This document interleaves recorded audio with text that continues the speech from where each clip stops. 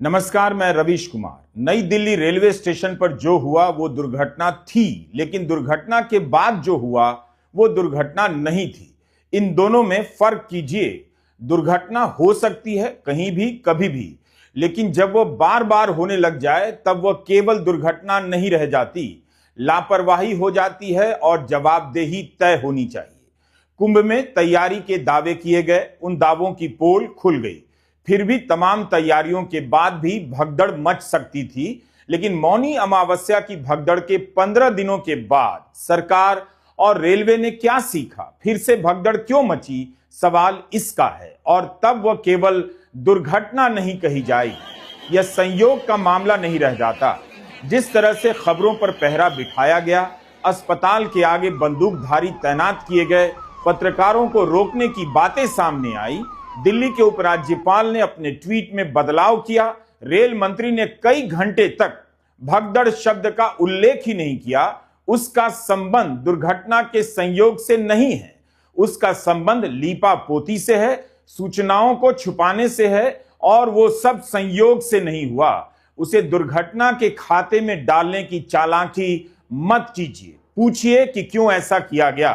Politics India की पत्रकार सौम्या राज ने अपना बयान ट्वीट किया है कि रेलवे पुलिस द्वारा मुझे हिरासत में लेने की धमकी देकर डराने की कोशिश की गई, ताकि मैं उन्हें अपने फोन का पासवर्ड बता दूं और स्टेशन पर मौजूद लोगों की आप बीती का सारा डेटा डिलीट कर दूं। उन्होंने मुझसे कहा कि आप यहां से कुछ नहीं दिखा सकते, डेटा डिलीट करो, नहीं तो अभी उठाकर ले जाएंगे। इंडिया टुडे की पत्रकार श्रेया चैटर्जी ने ट्वीट किया कि उत्तर रेलवे सीपीआरओ ने स्टेशन पर मीडिया की एंट्री रोक दी है। 29 जनवरी को जब कुंभ में भगदड़ मची तो इसी तरह की हरकत की गई, खबरें दबाई जाने लगी। हमने तब के वीडियो में दिखाया था कि कैसे अखबारों में हेडलाइन में भगदड़ की खबरों को मैनेज कर दिया गया। यह क्यों किया गया? एक से अधिक भगदड़ की खबर आई, मरने वालों की संख्या पर सवाल उठे, मरने वालों के नामों की सूची हाल फिलहाल तक जारी नहीं हुई। इसका संबंध, इन सब बातों का संबंध दुर्घटना और दुर्घटना के संयोग से नहीं है। हर दिन रेलवे को लेकर कोई ना कोई वीडियो सामने आ रहा था। लोग जबरदस्ती ट्रेन में घुसने की कोशिश कर रहे थे, दरवाजे तोड़ रहे थे, खिड़कियां तोड़ी जा रही थी। प्लेटफॉर्म पर भयंकर भीड़ के नजारे दिख रहे थे। जिसके पास रिजर्वेशन है वो नहीं चढ़ पा रहा था। ट्रेनें कई घंटे की देरी से चल रही थी। लोग भयंकर पीड़ा का अनुभव लेकर ट्रेन की यात्रा से लौटे हैं। इसके बाद भी भगदड़ मची और लोग मर जाएं तो आप इसे केवल दुर्घटना के खाते में नहीं डाल सकते हैं। नई दिल्ली रेलवे स्टेशन पर जो दुर्घटना हुई है वो केवल दुर्घटना नहीं थी। मैं ये बात बार बार जोर देकर कह रहा हूं। 29 जनवरी को मौनी अमावस्या के दिन भगदड़ मचती है। उसके 15-16 दिनों के बाद नई दिल्ली रेलवे स्टेशन पर इसी तरह की घटना होती है। तब सवाल करने की जरूरत है। तब जब रेलवे को लेकर खबरें आने लगी थी, फिर भी ऐसा क्यों होने दिया गया? भीड़ को क्यों नहीं ठीक से मैनेज किया गया? हर दिन आपको गिनकर बता दिया जाता है कुंभ में कितने लोग स्नान करते हैं, करोड़ों लोग गिन लिए गए, लेकिन 15 फरवरी की रात नई दिल्ली रेलवे स्टेशन पर कितने लोग मौजूद थे अभी तक नहीं गिना जा सका है। जहां प्रचार करना है वहां करोड़ों लोग घंटे घंटे गिनकर बताए जाते हैं, मिनटों में गिन लिए जाते हैं। और जहां जवाब देना है वहां लोगों को गिनने वाला वो फॉर्मूला या मशीन कहीं गायब सा हो जाता है। क्या आपको सरकार ने बताया कि 15 फरवरी की रात नई दिल्ली रेलवे स्टेशन पर कितने लोग मौजूद थे? 2-3 ट्रेनें जाने वाली थी तो 14 और 15 नंबर के प्लेटफॉर्म पर ट्रेन की क्षमता से कई गुना भीड़ कैसे पहुंच गई, और इस भीड़ की संख्या कब बताई जाएगी? रेलवे स्टेशन के द्वार पर टिकट क्यों नहीं चेक किया गया? उसकी क्या व्यवस्था थी? पहली बात कि शनिवार 15 फरवरी की रात 9:15 से 9:30 बजे भगदड़ मचती है। उसके करीब 2 घंटे के बाद रात 11:11 पर समाचार एजेंसी ANI ने उत्तर रेलवे के CPRO हिमांशु शेखर उपाध्याय का बयान ट्वीट किया कि भगदड़ नहीं हुई है, सब अफवाह है। दुर्घटना के 2 घंटे बाद अगर रेलवे के ही PRO कहें कि भगदड़ नहीं हुई है, सब अफवाह है, तो क्या इसके लिए रेलवे ने आपसे माफी मांगी, अफसोस जताया? स्टेशन पर अनगिनत लोग मौजूद हैं, उन्हें पता है कि भगदड़ हुई है, लोग मर गए हैं, उनके साथ गए लोगों को पता होगा, लोगों ने अपनी आंखों से देखा होगा, लेकिन रेलवे के अधिकारी इसे अफवाह बता रहे हैं। सरकार का काम होता है अफवाह को गलत ठहराना, उसका खंडन करना, लेकिन यहां तो सरकार सच्ची घटना को ही अफवाह बताने में लगी थी। वही रेलवे 16 फरवरी यानी रविवार को, और वह भी रविवार शाम को करीब करीब 24 घंटे के बाद प्रेस नोट जारी करती है। इस प्रेस नोट में रेलवे की तरफ से कहा जाता है कि 9:15 के आसपास घटना हुई। यहां तक कि भगदड़ की अगली सुबह रविवार के दिन दिल्ली के एलएनजेपी अस्पताल के एक कर्मचारी ने एएनआई को बयान दिया कि रात 10 बजे से ही मृतकों को अस्पताल लाया जाने लगा था, लेकिन भगदड़ की रात 11 बजे रेलवे ने बयान दे दिया कि भगदड़ की बात अफवाह है। घटना के 2 घंटे के बाद 11:21 पर समाचार एजेंसी एएनआई रेलवे मंत्रालय का पहला बयान ट्वीट करती है, जिसमें बताया जाता है कि रेलवे पुलिस और दिल्ली पुलिस स्टेशन पर पहुंच गई है, स्थिति काबू में है और घायलों को अस्पताल ले जाया जा चुका है। इस बयान में भी किसी की मौत की कोई जानकारी नहीं दी जाती है। 2-2 घंटे तक मरने वालों की जानकारी नहीं दी जाती है। भगदड़ को अफवाह बताया जाता है। यह नई दिल्ली रेलवे स्टेशन का हाल है। अब आते हैं रेल मंत्री अश्विनी वैष्णव और दिल्ली के उपराज्यपाल वीके सक्सेना के ट्वीट पर। 15 फरवरी को रेल मंत्री अश्विनी वैष्णव का ट्वीट कब आता है? रात के 11:36 पर रेल मंत्री लिखते हैं कि नई दिल्ली रेलवे स्टेशन पर स्थिति अब काबू में है। दिल्ली पुलिस और आरपीएफ पहुंच गई है। घायलों को अस्पताल ले जाया गया है और स्पेशल ट्रेनें चलाकर अचानक आई भीड़ को हटाया जा रहा है। रेल मंत्री भगदड़ शब्द नहीं लिखते हैं, स्टैम्पिड नहीं लिखते हैं, स्थिति लिखते हैं। अब आप बताइए कि क्या नई दिल्ली रेलवे स्टेशन पर लोग स्थिति के कारण मरे या भगदड़ के कारण मरे? क्या रेल मंत्री को भी नहीं पता था कि 9:15 बजे भगदड़ मची है, या वे बताना नहीं चाहते थे? कुछ मिनट के बाद 11:52 पर मंत्री जी फिर से अपडेट देते हैं और बताते हैं कि अचानक आई भीड़ को हटाने के लिए हमने 4 स्पेशल ट्रेनें चलाई, अब भीड़ कम हो गई है।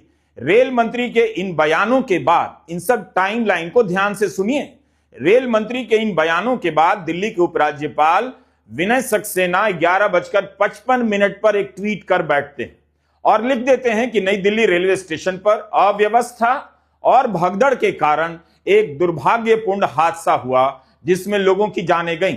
मैंने मुख्य सचिव और पुलिस कमिश्नर से बात की है और उनसे स्थिति पर निगरानी रखने के लिए कहा है। जिस समय तक रेल मंत्री ने इसे भगदड़ भी नहीं कहा था, उस समय दिल्ली के उपराज्यपाल लिख देते हैं, मैंने मुख्य सचिव से कहा है कि आप जिला आपदा प्रबंधन प्राधिकरण के प्रबंधों को लागू कर दीजिए। मैं लगातार मामले पर निगरानी रख रहा हूं। लेकिन ठीक आधे घंटे के बाद उपराज्यपाल के ट्वीट में बदलाव कर दिया जाता है और यह पंक्ति हटा दी जाती है कि भगदड़ में लोगों की मौत हुई है। यह पंक्ति भी हटा दी जाती है कि ऐसा अव्यवस्था और भगदड़ के कारण हुआ। अपने नए ट्वीट में उपराज्यपाल इसे दुर्भाग्यपूर्ण घटना लिखते हैं। ऑल्ट न्यूज के जुबैर ने बताया है कि एएनआई ने उनके पहले ट्वीट को, यानी उपराज्यपाल के पहले ट्वीट को पोस्ट करने के बाद उसे डिलीट किया और फिर से नया ट्वीट डाला। रेल मंत्री भगदड़ नहीं लिखते हैं, स्थिति लिखते हैं। उपराज्यपाल भगदड़ लिखते हैं और फिर भगदड़ शब्द को हटा देते हैं। तो उपराज्यपाल को कौन बता रहा था कि भगदड़ वाली बात अपने ट्वीट से हटा दीजिए? उपराज्यपाल को कैसे पता चला कि नई दिल्ली रेलवे स्टेशन में भगदड़ मची है? जिस वक्त उपराज्यपाल अपना ट्वीट बदल रहे हैं, उसके ठीक पहले रक्षा मंत्री राजनाथ सिंह ट्वीट करते हैं, लिखते हैं कि मैं भगदड़ में लोगों की मौत से व्यथित हूं। भगदड़ शब्द का इस्तेमाल करते हैं। राजनाथ सिंह के इस ट्वीट के बाद 10 मिनट के बाद उपराज्यपाल ने अपने ट्वीट से भगदड़ शब्द को हटा दिया, जिसमें उन्होंने पहले लिखा था भगदड़ में लोगों की मौत हुई है। जबकि रक्षा मंत्री भी अपने ट्वीट में भगदड़ और लोगों के मरने की बात लिखते हैं। राजनाथ सिंह अपना ट्वीट डिलीट नहीं करते, बदलते नहीं, लेकिन उपराज्यपाल अपने ट्वीट को संपादित कर देते हैं, लाइनों में बदलाव कर देते हैं। तो उपराज्यपाल के ऐसा करने को लेकर यही तो समझा जाएगा कि खबर बाहर ना जाए, इसे मैनेज किया जाए। लोग मर गए हैं और यहां खबरों को इतनी तेजी से मैनेज किया जा रहा है, लेकिन सूचनाएं केवल उपराज्यपाल और रेलवे के पीआरओ की जेब में नहीं होती हैं। दिल्ली के उपराज्यपाल के ट्वीट बदलने से पहले ही एलएनजेपी अस्पताल के chief casualty medical officer press में जानकारी देते हैं कि नई दिल्ली स्टेशन पर हुई घटना में 3 बच्चों समेत 15 लोगों की मौत हुई है, 10 अन्य घायल हैं। इस बयान के बाद उपराज्यपाल ने अपना बयान बदला। ये सारे सीक्वेंस, ये सारी कड़ियां बहुत महत्वपूर्ण हैं। आप सोचिए, अगर रक्षा मंत्री और उपराज्यपाल ने अपनी तरफ से भगदड़ और मरने की बात ना लिखी होती तो क्या हुआ होता, क्या क्या छिपाया गया होता, क्या क्या दबाया गया होता, खबरों को मैनेज करने का लेवल कहां तक चला आया है। यह सारी घटनाएं इतनी साधारण नहीं है और यह दुर्घटना का हिस्सा नहीं है। आप इन्हें संयोग नहीं कह सकते, ये सभी दुर्घटना के बाद हो रही हैं। रात 12:53 पर रेल मंत्री अश्विनी वैष्णव ट्वीट करते हैं कि हाई लेवल इंक्वायरी का आदेश दे दिया गया है। घटना के 3.5 घंटे बाद भी वे उससे भगदड़ नहीं कहते हैं। यह नहीं कहते कि लोगों की मौत हुई है, जबकि हर तरफ खबर चल रही है कि मौत हुई है। लेकिन रेल मंत्री इस तरह की बात नहीं लिखते हैं। क्यों नहीं लिखते हैं? जबकि मात्र 3 मिनट बाद, उनके ट्वीट के 3 मिनट बाद प्रधानमंत्री नरेंद्र मोदी इसे भगदड़ कहते हैं और मौतों की बात स्वीकार करते हैं। रात 12:56 पर प्रधानमंत्री की ओर से ट्वीट आया कि मैं नई दिल्ली रेलवे स्टेशन पर भगदड़ की घटना से व्यथित हूं। मेरी संवेदनाएं उनके साथ हैं जिन्होंने अपनों को खोया है। मेरी प्रार्थना है कि घायल जल्दी स्वस्थ हों। प्रशासन भगदड़ से प्रभावित लोगों की सहायता कर रहा है। दुर्घटना की पहली जानकारी अग्निशमन विभाग की ओर से आई, रेलवे की ओर से नहीं। मौतों की पहली जानकारी एलएनजेपी अस्पताल की ओर से आई, रेलवे की ओर से नहीं। मरने वालों में 12 महिलाएं हैं, 2 बच्चियां, 3 पुरुष और 1 लड़का। रात 1 बजे के आसपास अश्विनी वैष्णव से करीब 15 मिनट पहले प्रधानमंत्री मोदी ने भगदड़ और मौतों को स्वीकारते हुए ट्वीट कर दिया था। रेल मंत्रालय अगले दिन 16 फरवरी की शाम 6:45 बजे के आसपास प्रेस नोट में भगदड़ का इस्तेमाल करता है। रेल मंत्री प्रधानमंत्री के बयान के बाद भगदड़ का इस्तेमाल करते हैं, तो उनसे पूछा जाना चाहिए ऐसा क्यों किया गया। क्या इसलिए उस वक्त रेलवे को बचाया जा रहा था? रेलवे खुद को बचा रही थी, सरकार को बचाया जा रहा था कि भगदड़ कैसे मच गई? अब लोग पूछेंगे, लोग मर गए हैं तो जवाब मांगेंगे। उल्टा रेल मंत्रालय बयान दे रहा है कि भगदड़ जैसी घटना की अफवाह फैली जिस वजह से अफरा तफरी मची। इस बयान में लोगों के मरने की बात नहीं, केवल घायल और बेहोश होने की जानकारी दी जाती है। 15 फरवरी को रात 12:19 पर रेल मंत्रालय का बयान समाचार एजेंसी एएनआई जारी करती है। रेल मंत्रालय लिखता है कि प्लेटफॉर्म 13-14 पर अप्रत्याशित भीड़ थी। भीड़ के कारण कुछ यात्री बेहोश हो गए, जिसके कारण भगदड़ जैसी स्थिति की अफवाह फैल गई। बाद में स्थिति पर नियंत्रण पा लिया गया और भीड़ कम कर दी गई। स्थिति पर नियंत्रण तो पा ही लिया जाता है, अक्सर बाद में पा लिया जाता है। सवाल है कि स्थिति बनी कैसे, अप्रत्याशित भीड़ प्लेटफॉर्म पर पहुंची कैसे, उस अप्रत्याशित भीड़ की संख्या कितनी थी? स्नान करने वालों की संख्या आप करोड़ों में गिनकर बता देते हैं। स्टेशन पर कितने लोग मौजूद थे नहीं बता पाते या बताना नहीं चाहते। 15 फरवरी को लोग मरे हैं और रेलवे 16 फरवरी को शाम 6:45 बजे प्रेस नोट जारी होता है रेलवे की तरफ से, जिसमें भगदड़ की बात कही जाती है और 18 मौतों की बात स्वीकार की जाती है। यह पत्र सूचना कार्यालय पीआईबी की वेबसाइट है, भारत सरकार की एजेंसी है। इसकी वेबसाइट पर रविवार 16 फरवरी को शाम 7:11 पर एक नोटिस डाला जाता है। ध्यान से सुनिए इन बातों को। इस वेबसाइट पर लिखा जाता है कि रेलवे कर्मियों ने प्रत्येक मृतक के परिवार को उनके घर तक पहुंचाया, उनके अंतिम संस्कार में शामिल हुए। इतनी जल्दी अंतिम संस्कार? मरने वालों में बिहार के रहने वाले कुछ लोग भी थे। क्या भगदड़ के 24 घंटे के अंदर ही बिहार ले जाकर उनका अंतिम संस्कार कर दिया गया? क्या सभी के परिजन पहुंच गए थे? क्या सभी इतनी जल्दी अंतिम संस्कार के लिए मान भी गए या उन पर दबाव डाला गया होगा? यह सब सवाल है। पीआईबी की सूचना सरकारी मानी जाती है। इसे पढ़कर कोई भी मान लेगा कि मृतकों के अंतिम संस्कार हो चुके हैं, रेल कर्मी उनमें शामिल हो चुके हैं। लेकिन ऐसा नहीं लगता। समस्तीपुर के इस परिवार के 3 सदस्य मारे गए। विजय शाह और उनकी पत्नी कृष्णा देवी, विजय शाह के भाई मनोज शाह की बेटी सुरुचि की मौत हो गई। इस घर पर जो आपदा आई है उसके लिए कौन जिम्मेदार है? क्या वाकई एक दिन के भीतर रेलवे ने पार्थिव शरीर को समस्तीपुर पहुंचा दिया और उनके अंतिम संस्कार में सभी लोग शामिल भी हो गए? पीआईबी के वेबसाइट पर 16 फरवरी की शाम 7:11 पर लिखा है, रेलवे कर्मियों ने प्रत्येक मृतक के परिवार को उनके घर तक पहुंचाया, उनके अंतिम संस्कार में शामिल हुए, लेकिन हमने चेक किया तो 17 फरवरी की सुबह 10 बजे तक समस्तीपुर के इस परिवार के यहां पार्थिव शरीर नहीं पहुंचा था, जबकि पीआईबी ने लिख दिया है कि पहुंचा दिया गया, अंतिम संस्कार में लोग शामिल हुए। यह सब क्या हो रहा है? क्यों अलग अलग बातें की जा रही हैं? पीड़ित परिवार का कहना है कि इस हादसे के लिए रेल प्रशासन जिम्मेदार है। रेल प्रशासन की तरफ से पूरी तरह लापरवाही बरती गई, जिस कारण स्टेशन पर भगदड़ मची। इधर हादसे की खबर मिलने के बाद स्थानीय राजद विधायक रणविजय साहू पीड़ित परिवार के घर पहुंचे और घटना की जानकारी ली। रणविजय साहू ने इस घटना को लेकर केंद्र सरकार, रेल प्रशासन को जिम्मेदार बताया और रेल प्रशासन से मृतक के परिजनों को मुआवजा देने के अलावा बिहार के मुख्यमंत्री से भी मृतक के आश्रितों को मुआवजा और सरकारी नौकरी देने की मांग की है। हाँ। पूरी सरकार की लापरवाही है। जिस तरह से कुंभ के नाम पर ट्रेनें चलाई जा रही है, लेकिन कोई सुरक्षित नहीं है। जहीं कहीं ट्रेन को फोड़ा जा रहा है, ट्रेन को तोड़ा जा रहा है, ट्रेन को रोक दिया जा रहा है। जहीं कहीं ट्रेन के डब्बा को फोड़ा जाता है। शीशा के यात्री जो आपके सुशासन में बैठे हुए हैं, वहाँ जो डबल इंजन की सरकार, चाहे बिहार में हो या यूपी में, कोई केयर करने के लिए नहीं है। सरकार की विफलता है। रेल मंत्री को इस्तीफा, दिल्ली जैसे जंक्शन पे अगर इस तरह का बात होता है, उसको सरकार को, रेल मंत्री को इस्तीफा दे देना चाहिए। मोदी जी आप दिल्ली में रह रहे हैं और राष्ट्रपति जी, प्रधानमंत्री जी दिल्ली में रह रहे हैं। दिल्ली जैसे जंक्शन पे अगर इस तरह की घटना हो जाती है तो आम जन कहाँ सुरक्षित रहेगा? कभी सोचे हैं? अब कुंभ के नाम पे सारा आदमी आस्था क्या होता है? मतलब हम लोग, ऐसा नहीं है कि सरकार ट्रेन जो चला रही है वो अपने पैसे से चला रही है। सरकार, आम जनता टैक्स भरता है, उसके बदौलत ट्रेन चल रहा है, चाहे कुछ भी हो रहा है। इसका भी सोचिए। लेकिन हम लोग को सुरक्षा चाहिए कि नहीं चाहिए? 100% रेल मंत्री को इस्तीफा दे देना चाहिए। द हिंदू अखबार की मैत्रेयी पुरेचा ने रिपोर्ट किया है कि 16 फरवरी की शाम मृतकों की जानकारी जारी करने से कई घंटे पहले सुबह 4 बजे से ही रेलवे ने मृतकों के परिजनों को 10 लाख मुआवजा देना शुरू कर दिया था। आधिकारिक घोषणा होने से पहले ही यह सब क्यों हुआ? आप देख लीजिए, खबरों की कड़ियों को मिलाते रहिए।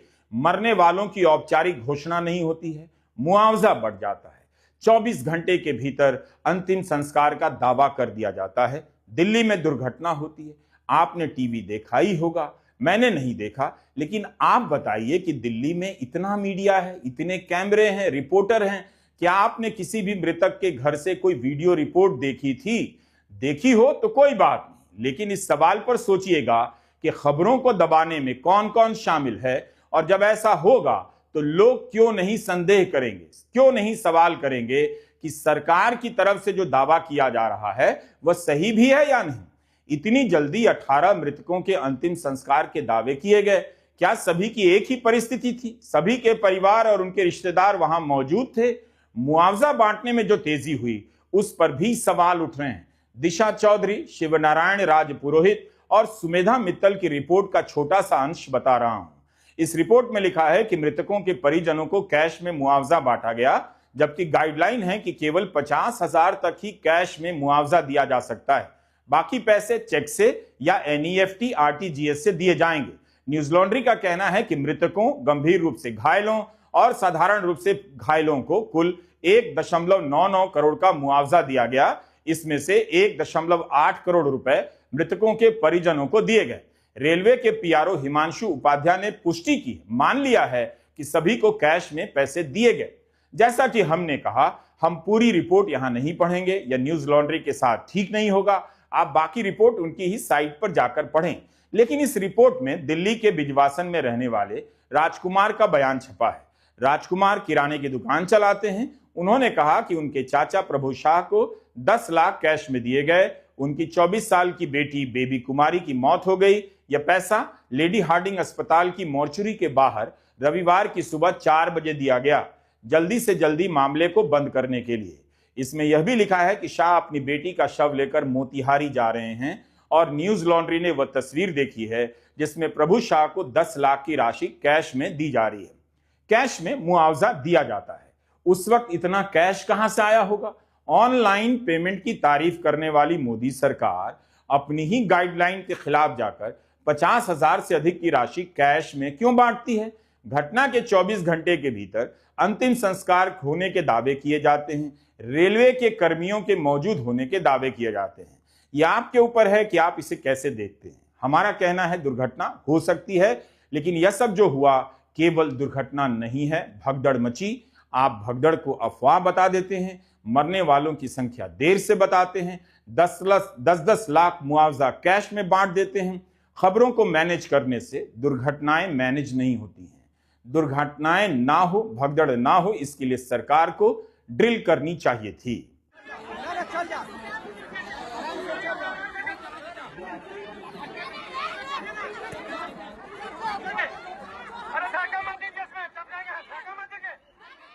यह बताता है कि मिडिल क्लास से लेकर लिटिल क्लास किसी की भी क्या औकात रह गई है। वह भीड़ और भगदड़ को अपनी नियति मान चुका है या उसे मानना ही पड़ेगा। दुर्घटनाएं होंगी तो कितने लोग मरे, उनकी खबरों पर लोहे का पर्दा गिरा दिया जाएगा। अस्पतालों के बाहर बंदूकधारी तैनात कर दिए जाएंगे। आपको पता ही नहीं चलेगा कि कौन मरा, कितने लोग मरे।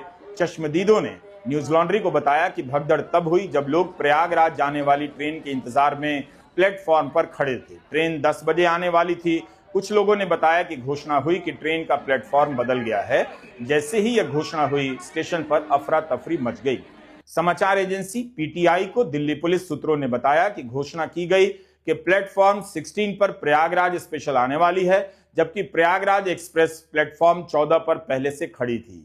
इससे इंतजार कर रहे यात्री कंफ्यूज हो गए। उन्हें लगा कि उनकी ट्रेन छूट जाएगी, भाग दौड़ हो गई। लेकिन रेलवे की ओर से उत्तर रेलवे के सीपीआरओ हिमांशु शेखर उपाध्याय ने रविवार को कहा, प्लेटफॉर्म बदलने की कोई घोषणा नहीं हुई थी। सीढ़ियों पर चढ़ रहा एक यात्री फिसलकर अन्य यात्रियों पर गिर गया, जिससे आपाधापी शुरू हुई और भगदड़ मच गई।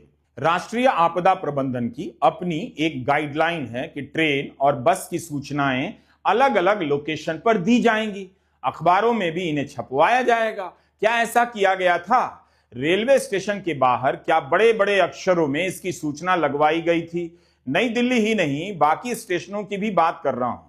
रेलवे ने 2 सदस्यों की कमेटी बनाई है जांच के लिए। अलग अलग थ्योरियां भी चल रही हैं। रेलवे के प्रवक्ता कह रहे हैं सीढ़ियों पर चढ़ रहा एक यात्री फिसल गया और भगदड़ मची। रेलवे की घोषणा को लेकर भी बात हो रही है, प्लेटफॉर्म बदलने की भी बात हो रही है। अब जब सूचनाओं पर इतना पहरा लगा हो तो उम्मीद कर सकते हैं कि जांच सही होगी। आप उम्मीद के अलावा और कर भी क्या सकते हैं?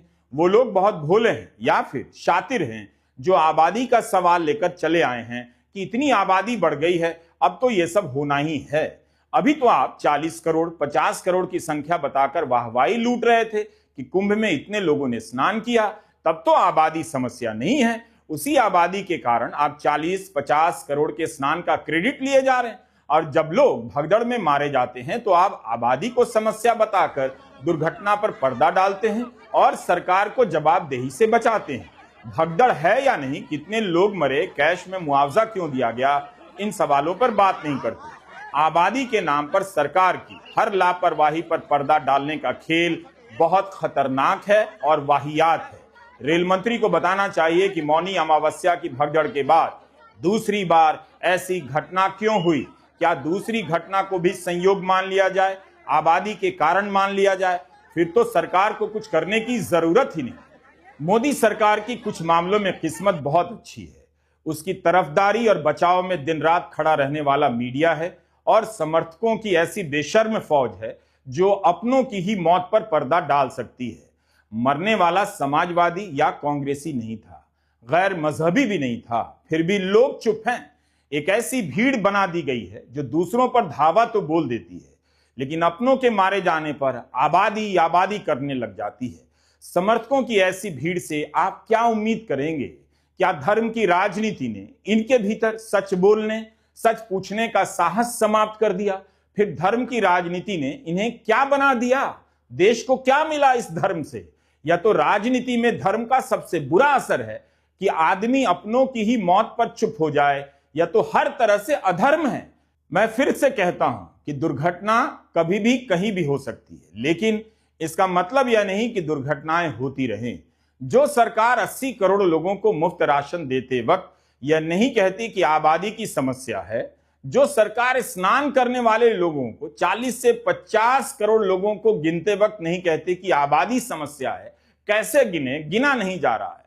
लोगों के मर जाने पर उस सरकार के समर्थक आबादी को समस्या बताते हैं, तो आपको समझ लेना चाहिए कि समस्या दरअसल कहां है। अब आदमी मारा जाएगा तो उसे आबादी की समस्या बता दिया जाएगा। नमस्कार, मैं रवीश कुमार।